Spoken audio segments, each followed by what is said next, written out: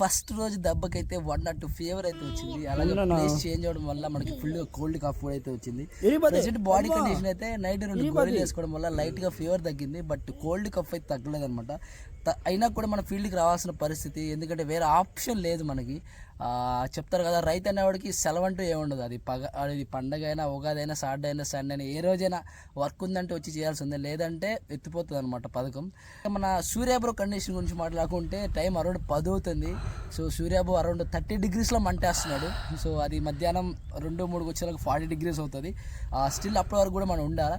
వడ్లోకి దిగే ముందు ఖచ్చితంగా చెప్పులు అనేవి బయటే వదిలేయాలి. సో ఇది మేము ఇచ్చే రెస్పెక్ట్ అనుకోండి, ఇది మా పంట మీద ఉన్న ప్రేమ ఏదైనా అనుకోండి. కలాస్ అస్తలా ఇస్తా బేబీ. మనం చేసే ప్రెజెంట్ వర్క్ ఏంటంటే అదేమో ఇట్లా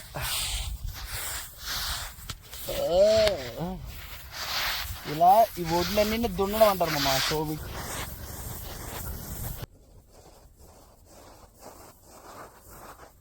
పంటి కింద పెట్టుకోలేసి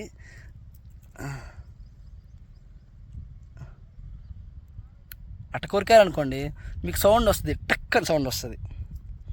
సో అలా టక్కని సౌండ్ వచ్చిందంటే ఒడ్లు మ్యాక్సిమం కంప్లీట్గా ఎండిపోయాయి అనమాట. సో స్టార్టింగ్లో ఎప్పుడైతే మీరు ఫ్రెష్గా కోస్తుంటారో అప్పుడు అంత ఎండిపోయి ఉండవు, అవి కొద్ది మెత్తగా దిగుతాయి అన్నమాట.